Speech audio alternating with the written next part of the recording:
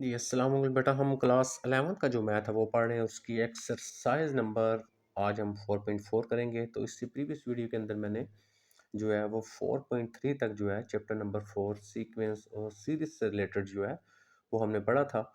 तो आप वीडियो तो वॉच करते हैं लेकिन ना तो वीडियो को आप लाइक करते हैं, ना ही आप वहाँ पे कोई कमेंट्स छोड़ते हैं। ठीक है, अगर आपको बात समझ आ जाती है तो फिर आपको ये करना चाहिए, अगर नहीं समझ आती फिर आप बेशक ना कीजिएगा। फिर आप सजेशन दे सकते हैं, इंशाल्लाह हम उसको मैं उसको जो है ना वो ज़्यादा बेहतर तरीके से सॉल्व करने की कोशिश करवाऊँगा आपको। अच्छा, अभी हम चलते हैं एक्सरसाइज नंबर 4.4 पे। और इस को 4.4 को करने से पहले, क्योंकि ये हमने हमारा सारा जो है वो ज्योमेट्रिक प्रोग्रेशंस के बारे में है, तो पहले हम थोड़ा सा इसका बेसिक समझ लेते हैं। तो सीक्वेंस को हम ऑलरेडी पढ़ चुके हैं। तो यहाँ पे देखें, ये हमारे पास एक सीक्वेंस है, जैसे इसका 4 है, 12 है, 36 है एंड 108 है आपके पास। अगर आप इसमें से यहाँ से सेकंड नंबर को डिवाइड करें फर्स्ट के ऊपर, पहले हम ये समझते हैं जीपी क्या होती है, ज्योमेट्रिक प्रोग्रेशन या ज्योमेट्रिक सीक्वेंस जो है वो हम पढ़ेंगे। तो पहले हमें ये पता होना चाहिए कि ज्योमेट्रिक सीक्वेंस क्या होती है। अगर आप सेकंड नंबर को फर्स्ट नंबर पर डिवाइड करते हैं, जैसे जैसे मेरे पास आ जाएगा 12, 12 को मैं डिवाइड करूंगा 4 के ऊपर। अब डिवाइड करने से यहाँ पे देखें मेरा आंसर जो आएगा वो आएगा 3।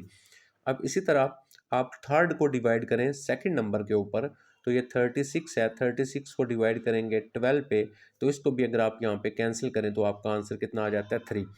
इसी तरह 4 नंबर को आप डिवाइड करें जो है वो थर्ड नंबर पे, तो 108 है, इसको डिवाइड करेंगे 36 के साथ, तो ये भी जब आप कैंसिल करेंगे आंसर 3 आ जाएगा।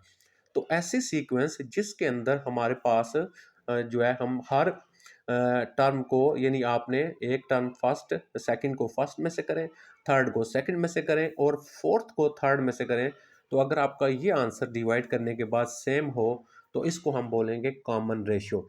और जिसकी ये टर्म जो होगी वो सेम आएगा, यानी कॉमन रेशियो जो होगा उसको हम क्या बोलेंगे, यहाँ पे हम लिखा करेंगे आर जो है। अगर ये सेम होगा तो इसको हम ज्योमेट्रिक प्रोग्रेशन या ज्योमेट्रिक सीक्वेंस जो है वो हम इसको बोला करेंगे। तो हमें ये पहचान करनी आएगी, तभी हम क्वेश्चन को जो है वो सॉल्व कर सकते हैं। अच्छा, अब देखें यहाँ से, जैसे मेरे पास यहाँ पे आर आ गया 3। अब देखें ये जो इसकी ये जो होगा ना, इसको फर्स्ट टर्म बोलते हैं।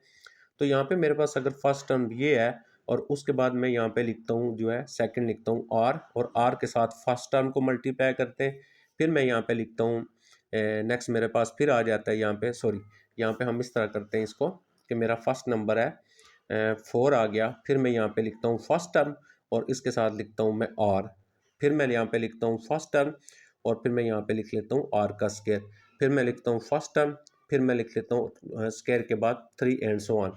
अब अगर आप इसको सॉल्व करें, यहाँ पे 4 आएगा, ये आपके पास 12 आएगा और ये 3 का स्केयर 9 हो गया, 9 को 3 से करेंगे 36 आ गया, 27 को 4 से करेंगे 10 आपके पास 8 आ जाएगा। यहाँ से हमें एक बात समझ आ रही है कि हमारे पास जो जीपी होती है, ज्योमेट्रिक प्रोग्रेशन होती है, उसमें हम ए को अगर उसको आर के साथ इस तरह मल्टीप्लाई करवाते जाएंगे तो हमारे पास वो सीक्वेंस जो है वो हमें मिल जाती है। यहाँ पे हमें इस तरह जो है वो सीक्वेंस मिलती है। तो हमें यहाँ से क्लियर हो गया कि ये जो वैल्यू है हमारे पास ये है, इसको हम बोलेंगे A1, हमारी ये फर्स्ट टर्म होगी। अब यहाँ पे देखें, ये हमारे पास A1 हो गया और ये क्या था आपके पास R। अगर मैं यहाँ पे आता हूँ तो ये मेरे पास A1 है और ये R का क्या हो गया, स्क्वायर हो गया। इसी तरह अगर मैं यहाँ पे आता हूँ, ये देखें ये मेरा A1 हो गया और ये R की पावर 3 हो गया। सो ऑन, हम आगे मजीद लिख सकते हैं A1 R4 and so on, and पे जो आएगा A1 और Rn-1 आ जाएगा। ये मैथमेटिकली फॉर्म है हमारे पास किसकी, ज्योमेट्रिक प्रोग्रेशन की। तो ये मैथमेटिकली फॉर्म आ गई, ज्योमेट्रिक प्रोग्रेशन को मैथमेटिकली हम ऐसे लिखेंगे। अब इसको आपने याद रखना है, हमने क्वेश्चन के अंदर इसको यूज़ करना है। यहाँ पे ये जो आएगा इसको हम बोलेंगे nth टर्म। तो ज्योमेट्रिक प्रोग्रेशन की जो हमारे पास nth टर्म है वो हमारे पास आ गई। ये इस nth टर्म को हम किस तरह रिप्रेजेंट करेंगे, इसको हम लिखेंगे an इज इक्वल टू ए और n-1, हमारे पास ये nth टर्म इसकी आ गई। अब यहाँ पे A1 से मुराद फर्स्ट टर्म, एन से मुराद नंबर ऑफ टर्म्स, कितनी टर्म्स है हमारे पास, ठीक है। आर से मुराद कॉमन रेशियो, जैसे मैंने आपको बता दिया, सेकंड को डिवाइड करेंगे फर्स्ट के ऊपर। हमने इन दो को यूज़ करके, एक इसको और एक इसको यूज़ करके हमने क्वेश्चन जो है वो सॉल्व करने हैं। तो आ जाते हैं हम एक्सरसाइज के ऊपर। अब यहाँ पे देखें 4.4 और इसका मैंने क्वेश्चन नंबर 1 2 यहाँ पे सो हम इंशाल्लाह इसको पूरा करेंगे। अच्छा, determine the whether the each sequence is geometric, कहता है ये बताएं क्या ये सीक्वेंस ज्योमेट्रिक है या नहीं। इफ सो, अगर ऐसा है, फाइंड द कॉमन रेशो, फिर कॉमन रेशो फाइंड करें। कॉमन रेशो में ऑलरेडी आपको बता चुका। अब हम पहले ये देखेंगे क्या हमारे पास ये जो है ये ज्योमेट्रिक सीक्वेंस है या नहीं। हम यहाँ से इसका निकालेंगे आर, ठीक है। आर इज इक्वल टू, हम सेकंड को डिवाइड करेंगे किसके ऊपर, फर्स्ट के ऊपर। अब जब आप डिवाइड करते हैं यहाँ पे देखें, इसको कैंसिल करें, 4 आ गया आपके पास आर यहाँ पे। फिर यहाँ पे मैं लिख लेता हूँ R is equal to, third को डिवाइड करें आप किसके ऊपर, जो है वो सेकंड के ऊपर। अब जब डिवाइड करेंगे तो यहाँ से आर इज इक्वल टू, देखें कैंसिल करेंगे, ये 0 0 से कैंसिल हो गया, ये कैंसिल हो गया, 5 आ गया, आर इज इक्वल टू 5 आ गया। यहीं पे हमें पता चल गया इसका जो आर है, कॉमन रेशियो जो है वो सेम नहीं है, तो लिहाजा ये ज्योमेट्रिक सीक्वेंस नहीं है हमारे पास। हम लिखेंगे जो रेशो इज नॉट सेम, हम यहाँ पे लिख देते हैं ratio, ratio is not same, ठीक है। इसकी रेशो सेम नहीं है, so it is not geometric, it is not, जो है ये हमारे पास क्यों होगी, ये हमारे पास जो है वो ज्योमेट्रिक सीक्वेंस जो है वो नहीं कहलाएगी, ठीक है। तो अगर हमारे पास आर सेम होता तो ये ज्योमेट्रिक सीक्वेंस कहलाती। अब देखें मैं दूसरे पे आ जाता हूँ, R is equal to, second को डिवाइड करें फर्स्ट के ऊपर, तो आर इज इक्वल टू मेरे पास आ गया 2 यहाँ पे। अच्छा, थर्ड को डिवाइड करते हैं सेकेंड के ऊपर, R is equal to 6 divided by, देखें 6 डिवाइडेड बाई 4, इसको जब आप कैंसिल करेंगे आर इज इक्वल टू 3/2, फिर सेम नहीं आया आपके पास। हम यहाँ पे फिर लिखेंगे, यहाँ पे लिखेंगे हम रेशो इज नॉट सेम, हम यहाँ पे लिख देते हैं रेशो इज नॉट सेम, इसकी रेशियो जो है वो सेम नहीं है, सो it is, ratio is not same, so it is not हमारे पास ज्योमेट्रिक प्रोग्रेशन, ये ज्योमेट्रिक सीक्वेंस है। इसी तरह अब हम आ जाते हैं 3 के ऊपर। 3 मैंने यहाँ पे सॉल्व कर दिया, देखें 3 में मैंने क्या लिखा है, ये आपके पास आर निकालेंगे, सेकंड को डिवाइड करेंगे फर्स्ट के ऊपर, आप इस तरह लिख लें 9/4 डिवाइड 3/2, हमने इसको लिख लिया। अब डिवाइड की जगह मल्टीप्लाई लगाते हैं, जब मल्टीप्लाई लगाते हैं तो इसको उल्टा के लिखते हैं। अब देखें इसको कैंसिल करेंगे 2 आएगा, इसको कैंसिल करेंगे 3 आएगा, तो हमारा यहाँ पे आर कितना आ गया 3/2। अब थर्ड को डिवाइड करें आप सेकंड के ऊपर, अब देखें जब मैं थर्ड को डिवाइड किया मैंने सेकंड के ऊपर, तो यहाँ पे 27/8, उसी तरह डिवाइड कीजिएगा मल्टीप्लाई, इसको उल्टा के लिखेंगे, 4 1 जार 4, 4 2 जार 8, 9 1 जार 9, 9 3 जार, तो ये भी 3/2 आ गया। अब देखें ratio is same, ratio is common या ratio is same, so GP या so it is a geometric progression आप लिख सकते हैं ऐसे। अब सेम एज इट इज देखें हम 4 पे आ गए, आपके पास 7 14 21 28 दिया हुआ है, आप डिवाइड करें 14 को 7 पे डिवाइड करें 2 आ गया।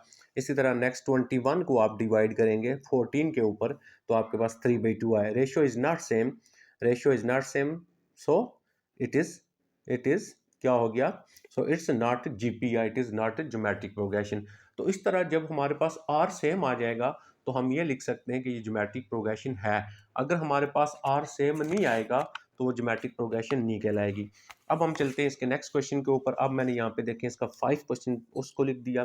तो 5 क्वेश्चन में हमें क्या पूछ रहा है, find the first 4 term of GP, geometric progression की पहली 4 टर्म लिखें। देखें मैंने आपको अभी बताया है कि ज्योमेट्रिक प्रोग्रेशन को हम कैसे लिखेंगे, मैथमेटिकली A1, उसके बाद आएगा A1R हमारे पास, उसके बाद आएगा हमारे पास A1R स्केयर आ जाएगा, उसके बाद हमारे पास आएगा A1R3 एंड सो ऑन, जितनी भी आप लिख सकते हैं। तो हमने फर्स्ट 4 टर्म फाइंड करनी है, तो ज्योमेट्रिक प्रोग्रेशन की फर्स्ट 4 टर्म ये बन जाएंगी।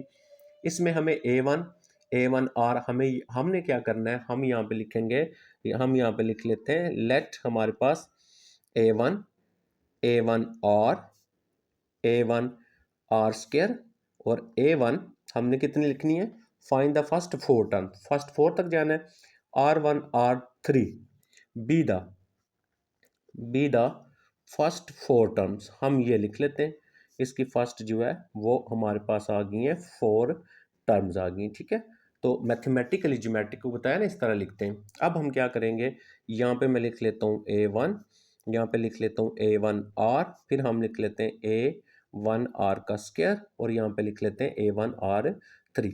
अब देखें A1 गिवन है क्वेश्चन में, वो आ गया हमारे पास 3, कॉमा A1 की वैल्यू है 3, साथ क्या R की वैल्यू भी गिवन है, R की वैल्यू है -2 आपके पास, फिर कॉमा लगा लें A1 की वैल्यू आपके पास 3, और R का स्क्वायर, R क्या है -2 है, -2 का स्क्वायर कर लिया, कॉमा फिर A1 की वैल्यू लगाएं, A1 की वैल्यू है 3 आपके पास, और नेक्स्ट R का क्यूब, तो R कितना है -2, और उसका आ गया आपके पास क्यूब आ गया, यानी इसमें हमने वैल्यूज लगा दी हैं। ये 3 एज इट इज, कॉमा 3 2 जार कितना आ गया 6 आ गया, कॉमा एज इट इज 3, आप इस 3 को ऐसे लिख लें, और इसका पहले स्क्वायर ओपन कर लें, 4 आ जाएगा। इस 3 को आप ऐसे लिख लें, और 3 के ऊपर क्यूब है तो माइनस में आंसर आएगा, 8 आ गया। अब देखें यहाँ पे बन गया आपके पास 3, कामा -6 आ गया, 3 4 जार आ गया 12 आपके पास, और 3 8 जार -24। तो ये हमारे पास आ गई इसकी फर्स्ट 4 टर्म जो है वो हमने सॉल्व कर ली है। तो अब इसमें अगर आप चेक करना चाहें, आप सेकंड को डिवाइड करें फर्स्ट के ऊपर, थर्ड को डिवाइड करें, तो आपका आर जो है वो हमेशा सेम ही आएगा आपका, ठीक हो गया जी। अब आप आ जाते हैं हम 6 के ऊपर, यहाँ पे मैंने क्वेश्चन नंबर 6 लिख दिया।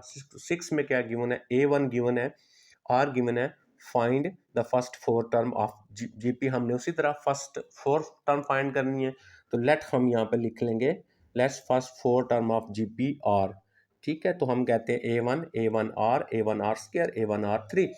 जस्ट हम A1 की वैल्यू देखें, लगा ली 27 है A1 की वैल्यू, फिर A1 की वैल्यू लगा ली 27 है, R की वैल्यू -1/3, कामा A1 की वैल्यू 27, R का स्क्वायर है, मीन -1/3 का स्क्वायर हो गया, उसके बाद 27 एज इट इज, R का क्यूब -1/3 होगी, तो ये 27 ऐसे आ गया। इसको जब आप कैंसिल करेंगे -9 आ गया, तो आप देखें 1/3 है, तो 1 का स्क्वायर 1 हो गया, 3 का स्क्वायर 9 हो गया, और स्क्वायर हमेशा पॉजिटिव होता है।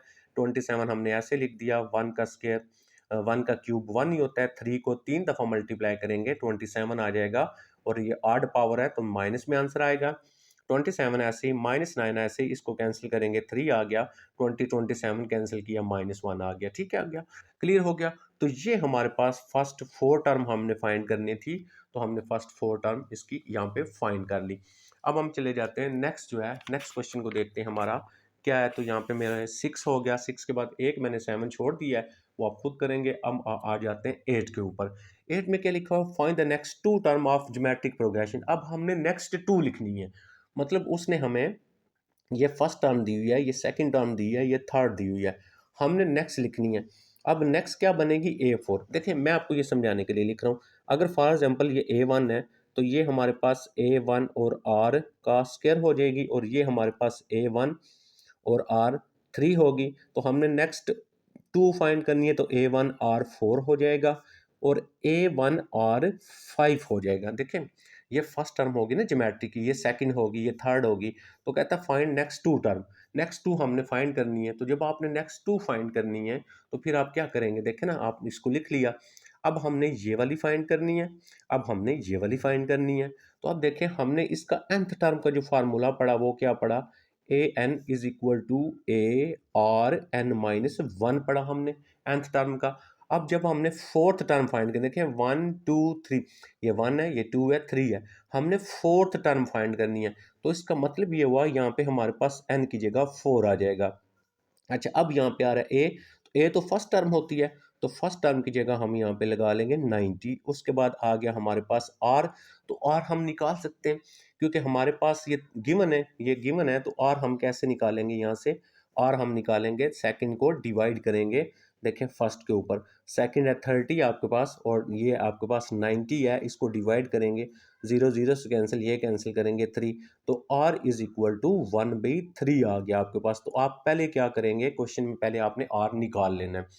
अच्छा अब यहाँ पे r की वैल्यू लगाएंगे, r की वैल्यू आ गई 1/3 आपके पास। अब देखें n-1 है, तो n की जगह तो 4 लगाया हुआ है, तो यहाँ पे 4-1 आ गया। यहाँ पे आ गया A4 is equal to 90 as it is, उसके बाद 1/3, इसको भी एज इट इज लिखें, 4 में से माइनस करें 1, बाकी आ गया आपके पास 3 आ गया।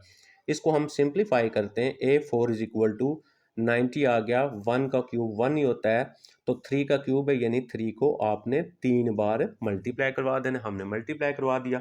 अब हम क्या करेंगे, इसको यहाँ पे कैंसिल करेंगे, जो वैल्यूज़ हमारे पास कैंसिल होती है, ठीक है। जैसे आप आई थिंक 9 का टेबल पढ़ें, 9 3 ज़ार 27 हो गया, और 9 10 ज़ार जो है वो 90 हो गया। तो हमारे पास यहाँ पे क्या आ गया, 10/3 आ गई A4 टर्म, ठीक है। क्योंकि हमने नेक्स्ट 2 फाइंड करनी है, 3 तक दिया हुआ है, तो हमने A4 चौथी टर्म निकालनी है। अब हम इसकी 5वीं टर्म निकालेंगे, तो 5th टर्म किसके इक्वल है, इसके इक्वल है। अब फिर हमारा nth टर्म का फार्मूला ये हो गया, जहाँ पे n है वहाँ पे 5 लगाएंगे, तो ये हमारे पास बनेगा A5 इज इक्वल टू ए, ये देखें ए आ रहा है ना, इस ए की जगह फिर हम क्या लगा देंगे, ए की जगह लगा दिया 90। फिर आ रहा है हमारे पास, देखें आर आ रहा है, आर की जगह हमने क्या लिखा हुआ है, 1/3 आया हुआ है आर, और n-1 अब हो जाएगा 5-1 आ गया। इसको फिर सिंप्लीफाई करते हैं, तो हमारे पास यहाँ पे आ गया 90। तो अब देखिए यहाँ से 4 बचेगा ना, आप माइनस करेंगे तो 1 की पावर 4 आंसर 1 आ जाएगा। 3 की पावर 4, यानी 3 की पावर 4 कितना होता है आपके पास, 81 होता है। ये आपने सॉल्व करना, एक स्टेप मैंने यहाँ पे छोड़ दिया, मेरे पास जगह कम थी।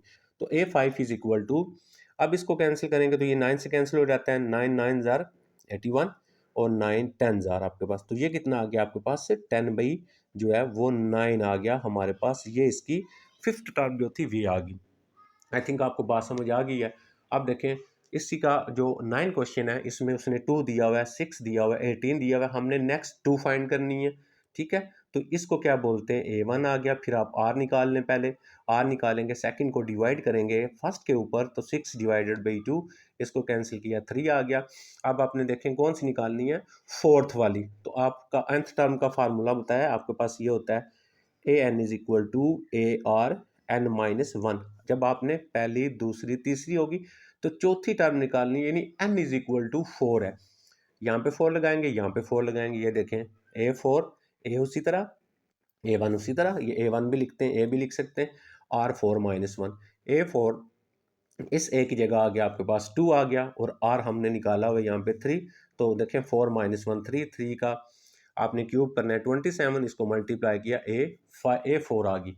जब A5 निकालेंगे, यहाँ पे भी 5 आएगा, यहाँ पे 5-1 आ जाएगा। देखें A5 A1 R5-1, A1 की वैल्यू हमारे पास 2 है, R की वैल्यू 3 है, और 5-1 ऐसे किया, माइनस किया, यहाँ पे आएगा आपके पास क्योंकि 4 और 4, यानी 3 की पावर 4 हो जाएगी। तो 3 की पावर 4 का मतलब है 3 को 4 दफ़ा मल्टीप्लाई करेंगे, 81 हो गया, 81 को 2 से मल्टीप्लाई किया, A5 आ गया। तो हमारे पास नेक्स्ट 2 टर्म, अब आप यहाँ पे भी लिख भी सकते हैं, ठीक है। यहाँ पे आप ये लिखते हैं नेक्स्ट 2 टर्म, आप इस तरह लिख लें, नेक्स्ट 2 टर्म। एक कौन सी आ गई हमारे पास 54, और दूसरी कौन सी आ गई 162। तो चाहे तो आप यहाँ पे भी इसको जो है वो लिख सकते हैं। अब हम आ जाते हैं क्वेश्चन नंबर 12 के ऊपर, ठीक है। 9 के बाद मैंने 11 छोड़ दिया, 12 क्योंकि वो सेम एज इट इज़ था। तो 12 में है 1/27, 1/9, 1/3, ठीक है। अब हमने नेक्स्ट 2 फाइंड करनी है। अच्छा, ये हो गया A1।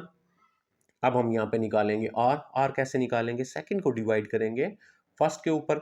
ये देखें जी, सेकंड आ गई 1/9 डिवाइड, इसको इस 1/27 से डिवाइड किया, तो यहाँ पे क्योंकि दो दो वैल्यू ओवर में ना, तो मैं इसलिए डिवाइड इस तरह लिखता हूँ, ठीक है। अगर एक होगी तो आप इस तरह एक लिख सकते हैं। अच्छा जी, 1/9 डिवाइड की जगह मल्टीप्लाई लगा लिया, इसको उल्टा के लिखा 27, इसको कैंसिल किया 3 आ गया, आर की वैल्यू आ गई। अब देखें an is equal to this होता है, 4th टर्म फाइंड करनी है, n की जगह इधर भी 4 लगाएं, A1 as it is, R आ गया, 4-1 आ गया। A1 की वैल्यू ऑलरेडी मैं आपको बता चुका हूँ 1/27 है, ये देखिए 1/27 आ गई।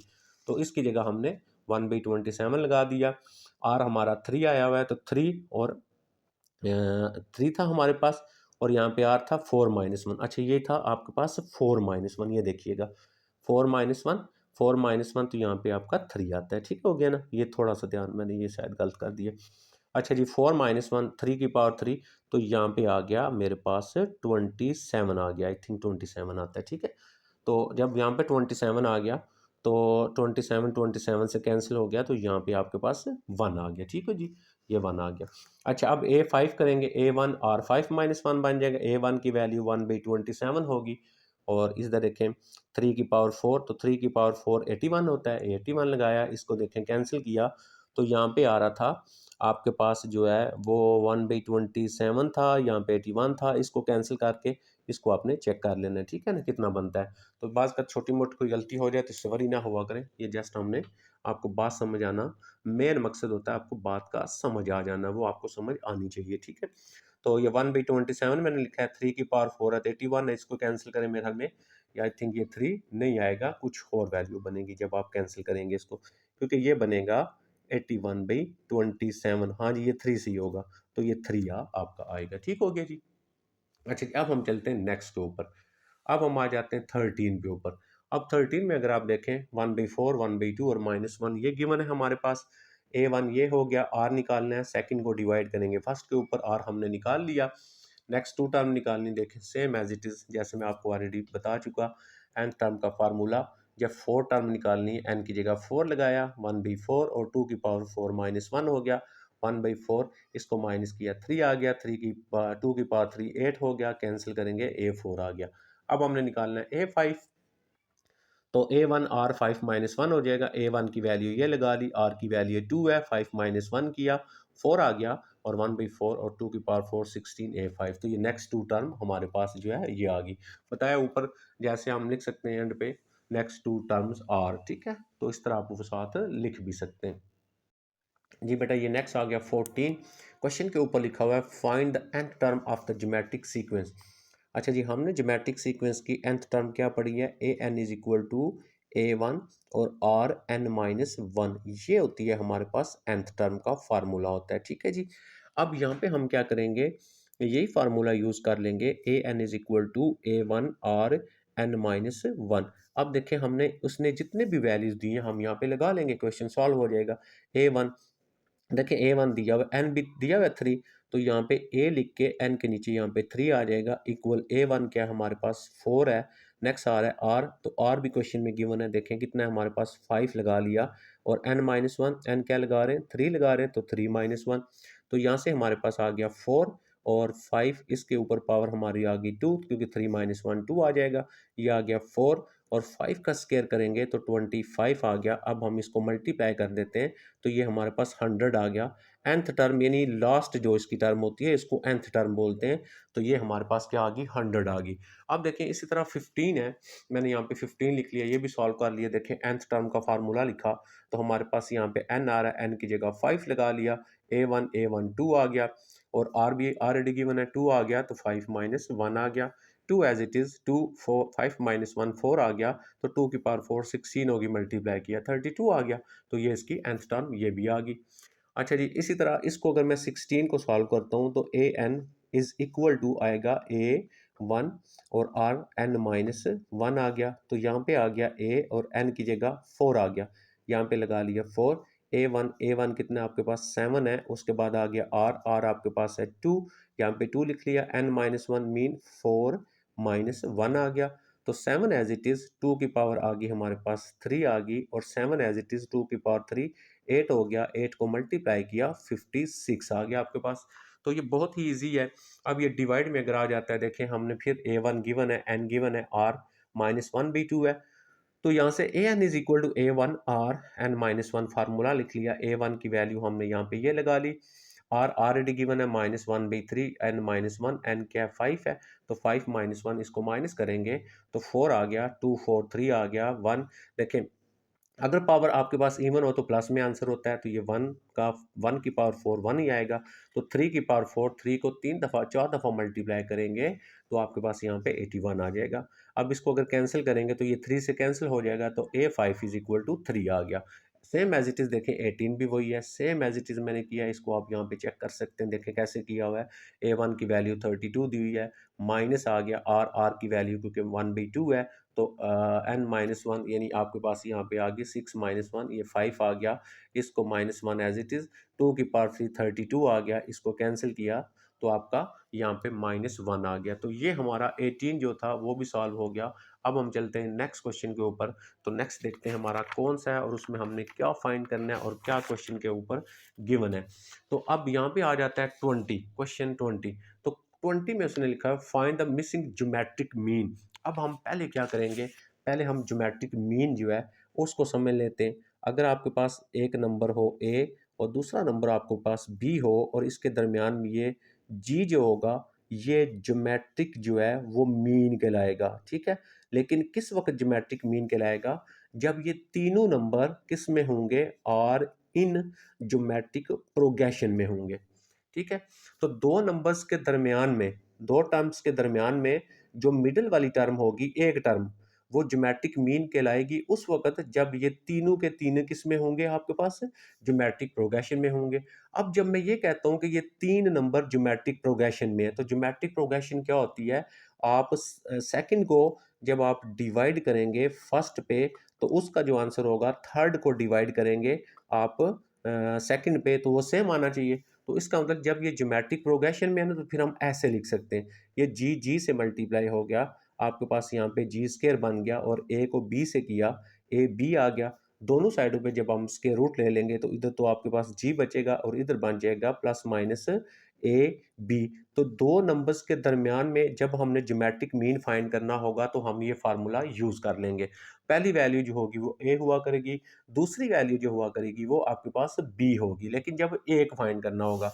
जैसे फॉर एग्जांपल मैं आपको इसकी एग्जांपल देता हूँ, जो है ना, बल्कि हम क्वेश्चन करते हैं फिर आपको बात समझ आ जाएगा। आप देखें, हमने यहाँ पे मिसिंग ज्योमेट्रिक मीन फाइंड करनी। अब ये एक नहीं है, ये एक ज्योमेट्रिक मीन इधर आएगा, एक इधर आएगा, एक इधर आएगा, तीन ज्योमेट्रिक मीन बन रहे हैं। तो हम यहाँ पे लिखेंगे लेट G1 एंड नेक्स्ट लिखेंगे G2, G3 बी द, हम यहाँ पे लिख लेंगे be the three geometric mean, three geometric mean, चाहे तो आप पूरे से पहले लिख लें ज्योमेट्रिक मीन बटवीन, ठीक है।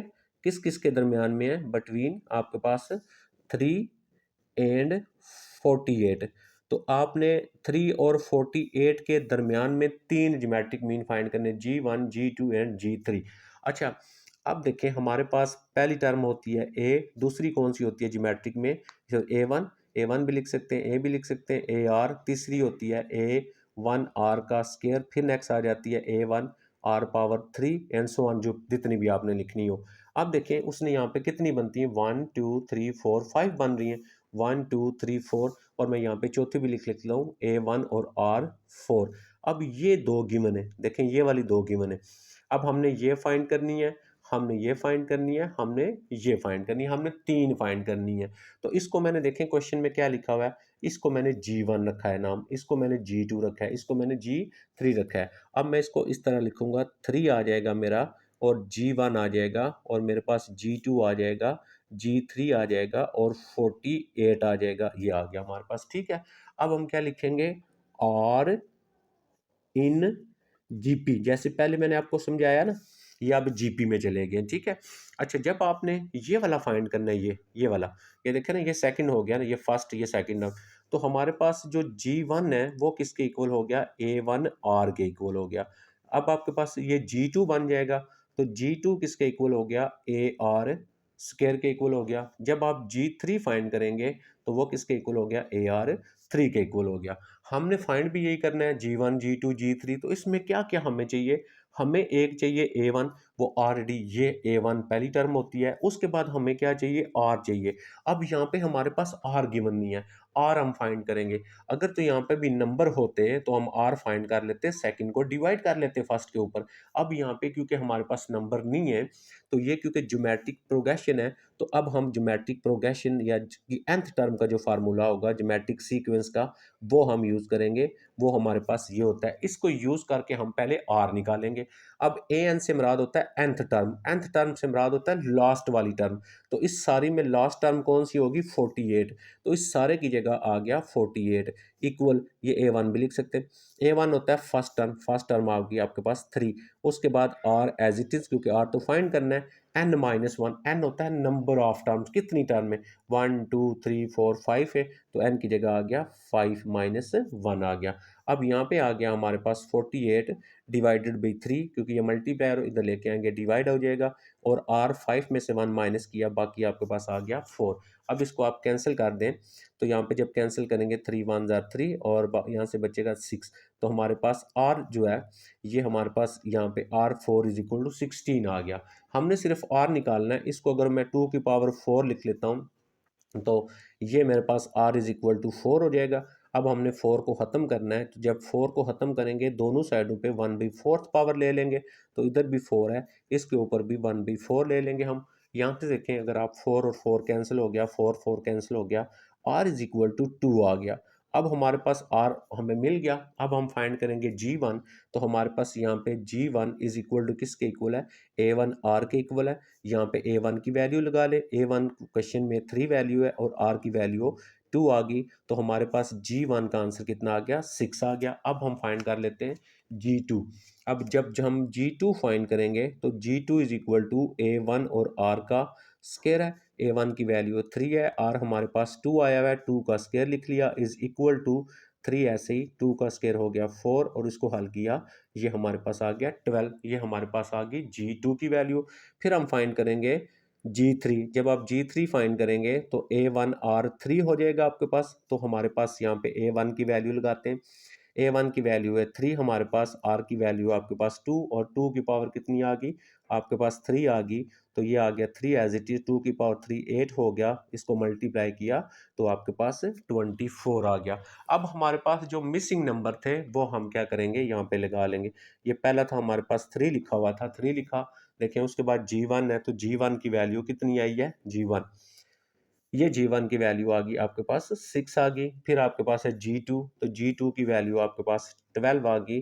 फिर है g3, तो g3 की वैल्यू आपके पास 24 आ गई और उसके बाद आपके पास यहाँ पे जो है 48 आ गया। बाज का क्वेश्चन जो होगा वो पेपर में इस टाइप का भी आ सकता है, find 3 geometric mean between 3 and 48। तो ये भी आपने कंसेप्ट एक याद रखना है, क्योंकि ऐसा लो बेस पेपर होगा आपका, तो उसमें ये थोड़ी बहुत जो है वो मसाइल होते हैं कि आगे हेर फेर होती है क्वेश्चन की। आपको आई थिंक आपको बात समझ आ चुकी होगी।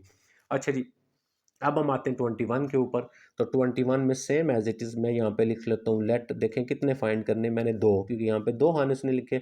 Late g1 g2 be the, हमने लिख लेते हैं बी द 2, ये हमारे पास 2 हो गए, ज्योमेट्रिक मीन्स बिटवीन, ठीक है, ये आ गया किस किस के दरमियान में है, 1 एंड 8 के दरमियान में हमने फाइंड कर लिया, ठीक है। अब हम क्या करेंगे, अब हम यहाँ पे लिखेंगे, पहले लिखेंगे 1 और यहाँ पे लिख लेंगे g1, यहाँ पे लिख लेंगे g2, यहाँ पे लिख लेंगे 8 और आगे क्या लिखेंगे, और इन जीपी, ये जीपी में चले गए, ठीक है। जीपी में क्यों लिखते हैं, फिर हम ज्योमेट्रिक प्रोग्रेशन या ज्योमेट्रिक सीक्वेंस जिसको बोलते हैं उसका फार्मूला लगा सकते हैं। तो उसके लिए क्या होता है, A N is equal to a1 और r आ जाएगा n-1। ए एन से क्या मुराद हुई, nth टर्म। तो ये सीक्वेंस है ना, इस सीक्वेंस की nth टर्म ये है, लास्ट टर्म को बोलते हैं।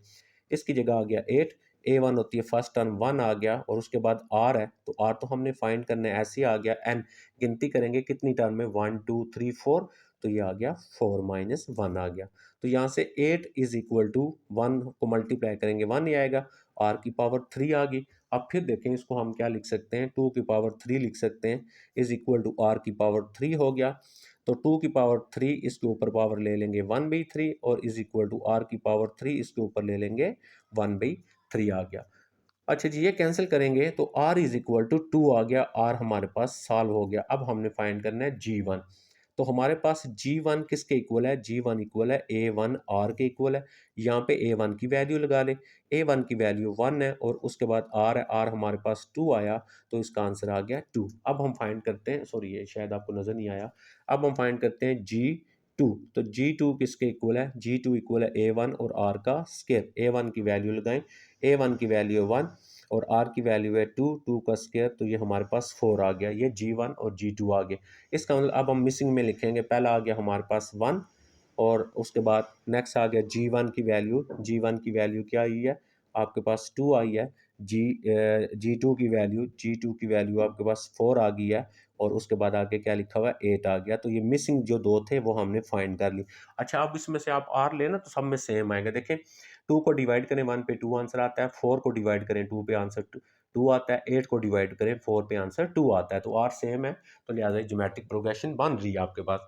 इसी तरह सेम एज इट इज़ 20, हम चले जाते हैं 22 के ऊपर, तो आप सबसे पहले यहाँ पे क्या लिख लेंगे, लेट लिख लेंगे g1 and g2 and g3 be the, अब क्योंकि हमने 1 2 3 4 फाइंड करने, अच्छा 4 भी लिख लें, and g4 be the four geometric mean. अब हम यहाँ पे लिख लेते हैं फोर ज्योमेट्रिक मीन्स बिटवीन, ठीक है, हम लिख लेते हैं बिटवीन किस किस के दरमियान में है, 8 एंड आपके पास 1/4 के दरमियान।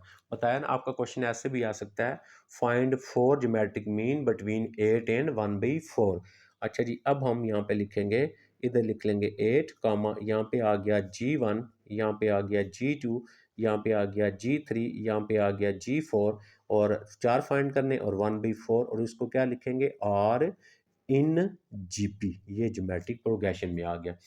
अच्छा जी, अब इसका nth टर्म का फार्मूला लिखते हैं, A N is equal to A one R N minus one हो गया, ए एन लास्ट टर्म, तो लास्ट टर्म यहाँ पे 1/4 है, यहाँ पे हमने 1/4 लिख लिया, ए वन फर्स्ट टर्म होती है 8 आ गया, इसकी जगह 8 लगा लिया हमने। अब हम यहाँ पे ये करते हैं, आर को हम एज इट इज लिखेंगे, और एन माइनस वन, एन कितना है, 1 2 3 4 5 6, तो हमारे पास आ गया 6 - 1।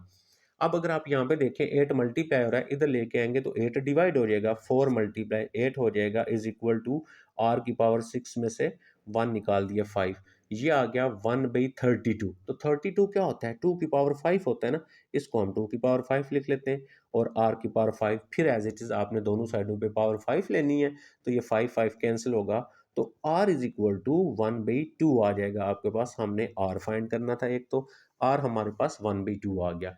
अब देखें, सबसे पहले हमने निकालना है G1, तो हमारे पास G1 किसके इक्वल होता है, ए आर के। यहाँ पे लिख लेते हैं G1 इज इक्वल ए की वैल्यू क्वेश्चन में गिवन है जो हमारे पास ये वाली 8, तो इसकी जगह 8 लगा लिया, और आर की जगह हमारे पास 1/2 आ गया। यहाँ से G1 की वैल्यू इसके कैंसिल करेंगे, 4 आ गया। अच्छा जी, अब हम फाइंड कर लेते हैं G2। अच्छा, जब मैं G2 फाइंड करूंगा, G2 इक्वल होगा ए आर स्केयर के। यहाँ पे लगा लेते हैं ए की वैल्यू है 8, और आर की वैल्यू 1/2 का स्केयर, ये 8 हम ऐसे लिख लेते हैं, और ये आ जाएगा 1/4, इसको कैंसिल करेंगे 2, तो हमारे पास G2 की वैल्यू आ गई। अब हम फाइंड कर लेते हैं G जो है 3, तो G3 किसके इक्वल होगा, ए आर 3 के इक्वल होगा, तो यहाँ से आ जाते हैं G3 is equal to A की वैल्यू हमारे पास क्वेश्चन में है 8 है, और आर की वैल्यू 1/2 है, और ये आ गया 3, तो यहाँ से आ गया G3 इज इक्वल टू 8, और 1/8 हो गया ये भी, तो ये कैंसिल हो गया, तो यहाँ से G3 इज इक्वल टू 1 आ गया। अब हम फाइंड करेंगे G4, तो G4 किसके इक्वल आएगा, आपके पास यहाँ पे जो है G1 था ए आर के, ए आर स्केयर के, ए आर 3 के, तो G4 किसके इक्वल आएगा, ए आर 4 के। जस्ट वैल्यू लगा दें, one B sorry sorry sorry A की वैल्यू A1, अच्छा, ये मैं कभी ए लिख देता हूँ, कभी A1, फर्क नहीं पड़ता, आप A1 भी लगा सकते हैं, इसमें कोई मसला नहीं है, ठीक है ना। अच्छा जी, यहाँ पे हम लगाएंगे वैल्यू A1 की तो 8 ही वैल्यू है, 8 लगा दिया, और R की वैल्यू 1/2 की पावर 4 आ गई जी। तो यहाँ पे आ गया हमारे पास 8 ऐसे, और ये 1/16 आ गया, इसको कैंसिल करेंगे तो आपके पास 1/2 आ गया। तो ये था, ये हमारे ज्योमेट्रिक मीन। अब हम चलते हैं नेक्स्ट, 22 तक हमारे हो गए। अब हम नेक्स्ट चलते हैं 23 है हमारे पास, उस क्वेश्चन को देख लेते हैं, एंड 24 जो है उसको भी देख लेते हैं। अब ये जो मैं आपको बात समझाने आ रहा था, देखें यहाँ पे सिर्फ एक ही नंबर है, तो हम सिर्फ लिखेंगे लेट जी बी द, हमारे पास आएगा ज्योमेट्रिक मीन बिटवीन, ठीक है, अब एक ही है ना, बिटवीन किस किस के दरमियान में, 3 एंड 15 के दरमियान में। अब हम क्या लिखेंगे, 3 और इसके दरमियान में लिख लिया G, और ये आ गया 15, क्लियर हो गया। अब हमारे पास फर्स्ट वैल्यू जो होगी वो आएगी A आएगी, सेकंड वैल्यू जो होगी वो हमारे पास B आएगी, ये वाली, ये A और ये B। तो ज्योमेट्रिक मीन सिर्फ एक ही हो तो क्या क्या हमने पढ़ा था, हमने पढ़ा था AB अंडर रूट। तो यहाँ पे आ गया geometric mean is equal to A की वैल्यू लगाई 3, बी की वैल्यू लगाई 15, तो ये हमारे पास कितना बन गया, 45 स्क्वायर रूट ज्योमेट्रिक मीन आ गया हमारे पास। जब एक ही ज्योमेट्रिक मीन फाइंड करना होगा तो आप ऐसे लिख लेंगे। अब मुझे उम्मीद है आपको ये बात समझ आ चुकी है। अब देखें यहाँ पे हमने कितने ज्योमेट्रिक मीन फाइंड करने हैं, इसमें हमने ज्योमेट्रिक मीन फाइंड करने हैं 3, तो फिर मैं क्या लिखूंगा, लेट आ जाएगा G1, अच्छा G2, G3, बी द, हमारे पास आ गए 3 ज्योमेट्रिक मीन, हम यहाँ पे लिखेंगे 3 ज्योमेट्रिक मीन बिटवीन किस किस के दरमियान में है, बिटवीन आ गया आपके पास 5, एक 5 है, एंड 20, सॉरी 85 एंड 80। अब हम इसको ऐसे लिखेंगे, इधर लिखेंगे 5 और दरमियान में G1, G2, G3 and and पे क्या आ गया आपके पास 80 आ गया। क्या लिखेंगे इसको, R इन जीपी। ठीक हो गया जी। एक से ज्यादा फाइंड करने होंगे तो हम ऐसे करेंगे।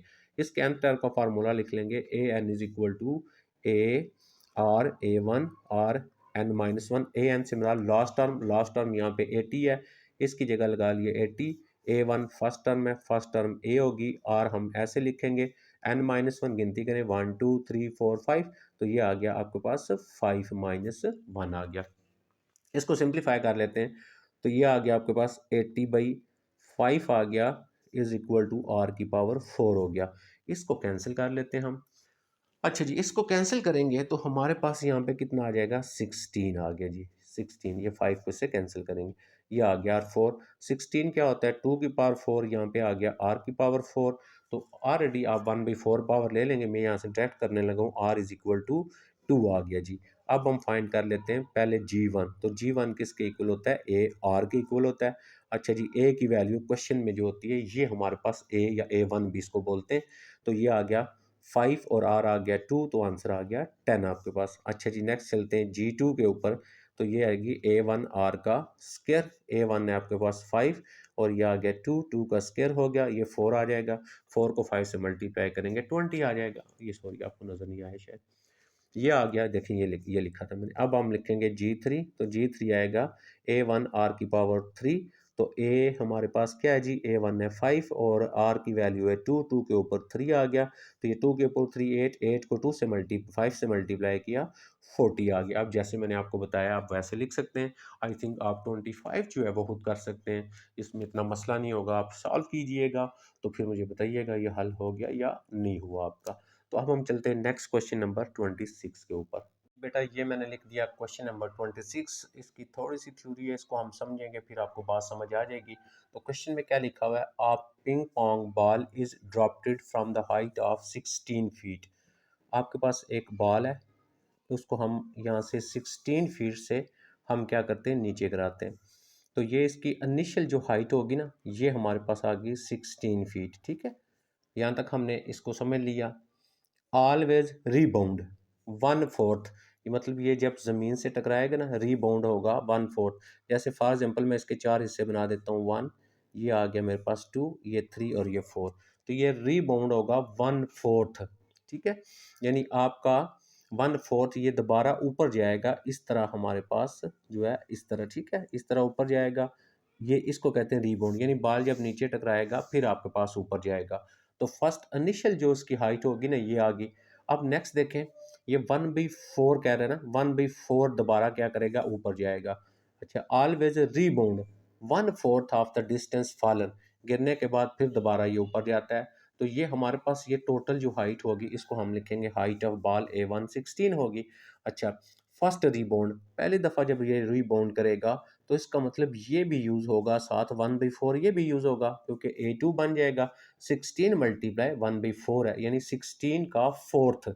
ठीक है, तो 16 1/4 4 आ गया।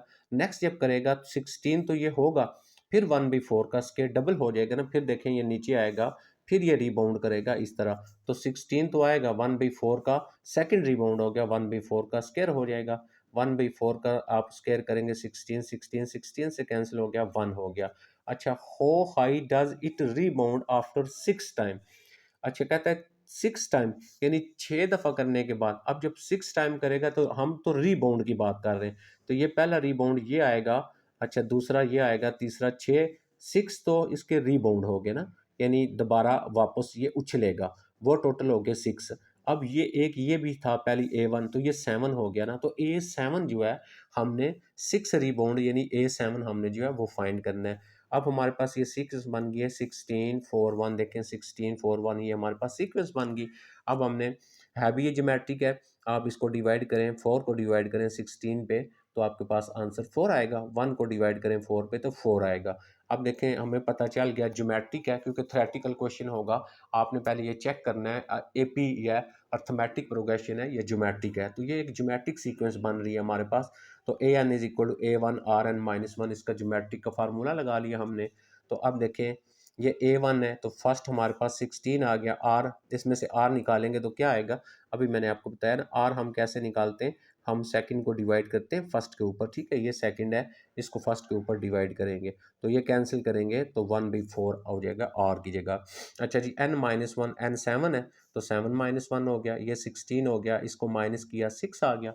अब देखें ये हमारे पास 4 की पावर होगी 6। अब मैंने ये तो 4 मल्टीप्लाई 4 16 ये अलग कर लिया, बाकी 4 की पावर बचेगा ना 4, तो 4 को 4 बार मल्टीप्लाई करेंगे तो 2 5 ये आपके पास बनेगा, 2 5 एंड 6 बनेगा, ठीक है, हो गया।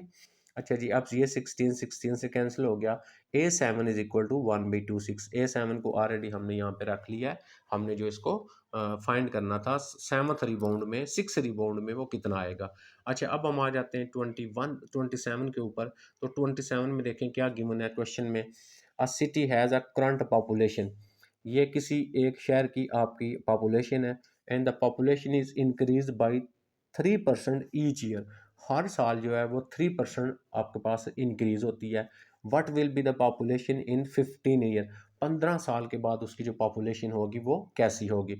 अब देखें करंट पॉपुलेशन गिवन है, ये हमने लिख ली आफ्टर फर्स्ट ईयर, ठीक है, कितने परसेंट बढ़ती है, 16%, ये तो ऑलरेडी है ना, 16% और बढ़ेगी ना, तो ये प्लस कर लेंगे 3% किसका, इसका 3% बढ़ती है, तो 3% ऑफ दिस नंबर, यानी देखें ये फॉर एग्जांपल मैं कहता हूँ पहले साल है 15, दूसरे साल 3% बढ़ती है, 3% इसका बढ़ती है, मतलब ये भी होगी और 3% इस वैल्यू का भी होगा आपके पास वो, तो हमारे पास ये वैल्यू भी आएगी और 3% टोटल जो था करंट जो थी उसका भी।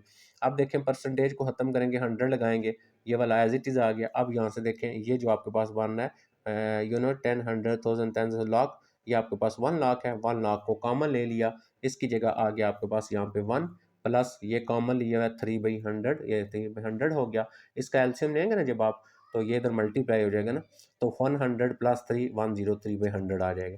अब जब सेकंड ईयर आएगा तो डेफिनेटली हमारे पास क्या आ जाएगा, देखें सेकंड ईयर आएगा तो ये वैल्यू तो आएगी, प्लस 3% उसका फिर आ जाएगा। तो यह आप यहाँ से डायरेक्ट लिख सकते हैं A2 की वैल्यू जो होगी दूसरे साल में आपके पास ये वाली वैल्यू एज इट इज़ और इसका स्क्वायर हो जाएगा। इसी तरह सो ऑन, जब आप तीसरी फाइंड करेंगे तीसरे साल, ये वैल्यू एज इट इज़ और इसकी आपके पास पावर 3 हो जाएगी। अब हमने क्या फाइंड करना है, आफ्टर 15, सॉरी ये 16 मैंने लिख दिया, ये 15 आएगा। आफ्टर 15, A15, 15 साल के बाद उसकी आबादी कितनी होगी। तो अब आपके पास AN is equal to A1 RN-1, क्योंकि ये ज्योमेट्रिक बन रही है। कैसे ज्योमेट्रिक बन रही है, ये देखें इसका ना, ये फर्स्ट जो वैल्यू है वो मल्टीपल आ रहा है ना, तो हमने शुरू में जब एक्सरसाइज की थी तो इस तरह, अदरवाइज आप इसको सिंप्लीफाई करके सीक्वेंस बना लेंगे फिर भी आर निकाल सकते हैं आप, ठीक है। अब यहाँ पे आ गया A1 की वैल्यू हमारे पास, देखें ये वाली A1 होता है और ये R होता है, ये हमने R की वैल्यू लगा ली, तो ये आपका A15 आएगा, याद रखिएगा, ये 16 मैंने लिख दिया। तो n-1 यानी 15 - 1 14 हो गया। अब आपने कैलकुलेटर से ये वैल्यू लेनी है, 103 को आपने क्या करना है, 14 टाइम मल्टीप्लाई करना है और 100 को 14 टाइम मल्टीप्लाई करना है, फिर आपस में कैंसिल करेंगे तो ये आपका जो है ना इसका आंसर बनेगा। आई थिंक आप इसको सॉल्व कर सकते हैं, ये थोड़ी बड़ी वैल्यू है तो मैं यहाँ पे आपका टाइम वेस्ट नहीं कर रहा। तो ये हमारे पास 26 एंड 27 हो गए। अब हम चलते हैं, इसका जो 28 वाला है वो भी मैंने यहाँ पे लिखा हुआ है, आपको बात समझ आ जाए और आपको क्लियर भी हो जाए। देखें ये मैंने यहाँ पे लिख दिया 28। 28 में क्या है, super ball dropped from the top of the tower, same वही क्वेश्चन है जो हमने अभी किया था। 26 टोटल हाइट ये आ गई, ये height of the ball A1 आ गई। ऑलवेज रीबाउंड 3/4, अब देखें 3/4 यानी 3/4, ठीक है, वो दोबारा यानी ज़मीन से टकराता है, टकराने के बाद उछलता है। Always rebound 3/4 of the distance, total distance का 3/4 पार्ट है। तो हम क्या लिखेंगे, ये डिस्टेंस हाइट टोटल थी, इसका 3/4 पार्ट आएगा फर्स्ट रिबाउंड में, तो A2 ये आ गया। फिर जब A3 लिखेंगे, सेम मैंने आपको बताया, इसका आपके पास स्क्वायर हो जाएगा। अब हमने क्या तक करना है, how far up and down with the ball have travel, कितना वो ट्रेवल करेगा when it hits the ground for the 6th time, जब छठी बार ग्राउंड से टकराएगा तो वो कितना टोटल जो है वो ट्रैवल करेगा, उसकी टोटल जो हाइट होगी वो क्या होगी। अब 6 बार जब करेगा तो A7 होगा ना, क्योंकि देखें ऊपर से बाल नीचे आएगा तो एक तो ये होगा, फिर रो रीबाउंड करता है यानी दोबारा उछलता है तो छठी बार 6 वो और एक ये 7 हो गया। AN is equal to A1 RN-1 हमारे पास ये ज्योमेट्रिक सीक्वेंस है एक बन गई है। तो N7 हो गया, 7 लगा दिया, 5 5 6 हो गया। R हम निकालेंगे यहाँ से, RD हमें पता है ये R होता है, तो 3/4 N-1 है यानी 7-1 हो गया। इसको माइनस किया 3/4 ऊपर पावर 6 आ गई। अब ये आप 5 5 6 को एज इट इज़ लिखेंगे और 3 को आपने क्या करना है 6 टाइम मल्टीप्लाई करना है, 3 multiply 3 multiply 3 multiply 3 and multiply 3 और डिवाइडेड बाय आप इसी तरह 4 को 4 मल्टीप्लाई 4 6 टाइम करेंगे, 4 मल्टीप्लाई 4 मल्टीप्लाई 4 इसमें से जो वैल्यू कैंसिल होती है कैंसिल करनी है, बाकी आपने इसका जो आंसर है उसको आपने मैच करना है। ठीक है, मेरे ख्याल में आप ये कर सकते हैं। तो जस्ट कैलकुलेशन है। अब हम आ जाते हैं क्वेश्चन नंबर 29। 29 मैंने लिखा नहीं है, आपको यहीं से पढ़ के सुनाऊंगा और फिर उसको हमने इसी तरह लिखना है। ठीक है, क्वेश्चन मैं आपको समझा देता हूँ क्या लिखा हुआ है। The teaching staff of a high school inform its member. एक हाई स्कूल है, वो हाई स्कूल के अंदर जो टीचर है ना उनको इन्फॉर्म करते हैं, बताते हैं of school cancellation by telephone. ठीक है, फ़ोन के ज़रिए ये बताते हैं कि कितने लोग कैंसिल हुए हैं यानी फारग हो गए स्कूल से। The principal call to teacher. अब फर्स्ट कॉल प्रिंसिपल करता है, A1 इज इक्वल टू आ गया 2 आपके पास। प्रिंसिपल कॉल टू टीचर्स, दो टीचर्स को कॉल करता है, A1 इज इक्वल टू 2 यानी पहली कॉल में दो बंदे आ गए। Each of home in in turn calls to other teacher. अब जब टीचर दो को कॉल करता है ना, वो दोनों जो होते हैं ना वो क्या करते हैं आपको, वो दोनों जो है दो दो और को कॉल करते हैं। इसका मतलब ये हुआ ये A1 हो गया, जब ये दोनों जो बंदे होंगे ना ये दो दो को कॉल करेंगे, इसका मतलब सेकंड जब कॉल होगी तो उसमें कितने बंदे आ जाएंगे, चार बंदे आ जाएंगे ना आपके other teacher and so on. इसी की तरह कहता है प्रोसेस चलता रहता है। अब जब ये दो करेंगे ना कॉल तो ये दो बंदे हैं यानी देखें प्रिंसिपल करता है दो लोगों को कॉल, दो लोगों को कॉल करता है ना, दोनों से ये कहता है कि आप दोनों दो दो बंदों को कॉल करें। अच्छा, पहला बंदा दो को करेगा, दो वो हो गए, दूसरा बंदा दो को करेगा, चार हो गए। दूसरी कॉल में चार लोग हो जाएंगे। इसी तरह जब तीसरी कॉल होगी तो उस वक्त हर बंदा दो दो करेगा तो आठ हो जाएंगे ना, चार बंदे दो दो को करके आठ हो जाएंगे। In in in order to inform the entire staff 6 round of call. 6 calls के राउंड बनते हैं यानी 6 दफ़ा कॉल होता है। एक दफ़ा प्रिंसिपल करता है दो लोगों को, वो दो दो, फिर दो दो को करते हैं, फिर वो जो चार होते हैं फिर दो दो को करते हैं, फिर वो जो आठ होते हैं फिर दो दो को कॉल करते हैं। काउंटिंग द प्रिंसिपल, प्रिंसिपल को शामिल करते हुए find how many people in staff at high school. इसका मतलब ये है कि सारे स्टाफ को वो कॉल कर देते हैं। अब हमने ये बताना वो टोटल है कितने थे। तो अब अगर आप देखें यहाँ पे जो मैंने यहाँ पे लिखा हुआ है, देखें फर्स्ट पर्सन इन्फॉर्म, पहला जो बंदा है वो कॉल करता है A1, वो तो प्रिंसिपल हो गया आपके पास। अच्छा, फर्स्ट पर्सन इन्फॉर्म वो प्रिंसिपल था। First round of call, principal कितने लोगों को कॉल करता है, दो लोगों को कॉल करता है, तो A2 इज इक्वल टू ये आ जाएगा। Second round of call, second round में ये जो दो बंदे थे ये दो दो को और को कॉल करेंगे, चार हो गया हमारे पास। अब जब थर्ड राउंड ऑफ कॉल आएगा उसके बाद देखें थर्ड राउंड यहाँ पे A4 ही आएगा। यहाँ पे आपने ये नहीं देखना है A3 है तो A3 आएगा, ये A1 तो पहले स्टार्ट हो गया ना। अब थर्ड राउंड ऑफ कॉल में A4 में 8 बंदे हो जाएंगे। हमने क्या फाइंड करना है, number of people after the 6 round of call. 6 round के बाद, 6 राउंड के बाद A6 नहीं आएगा क्योंकि यहाँ पे देखें A1 A2 पहला राउंड शुरू होता है 2 से, दूसरा 3 से, तो इसका मतलब 6 राउंड में A7 आ जाएगा। अब हमारे पास एक ज्योमेट्रिक सीक्वेंस बन गई है, ये भी देखें सारी। AN is equal A1 RN-1 N N N हमारे पास यहाँ पे क्या आ गया, 7 आ गया। एन की जगह 7 लगा लिया, A1 आ गया हमारे पास। यहाँ पे देखें फर्स्ट टर्म होती है ये आ गया। आर हमारे पास, आर आप निकाल सकते हैं। आप अगर सेकंड को डिवाइड करेंगे फर्स्ट पे तो 2 आ गया, तो एन 7-1 आ गया, इसको माइनस किया 6 और 2 की पावर 6 हमारे पास कितना होता है, 64 होता है। बेटा मैंने जो 30 था वो भी यहीं से मैं आपको बोलता हूँ और फिर मैं सॉल्व करता हूँ। 5 day rain cause the river to rise. कहता है 5 दिन बारिश होती है वो एक दरिया को फिल कर देती है आफ्टर द फर्स्ट डे। मतलब यहाँ पे ये कह रहा है कि एक जो दरिया है वो 5 दिन अगर लगातार बारिश हो तो वो जो है रिवर टू राइज, ये जो दरिया है वो बढ़ जाता है, ऊपर हो जाता है।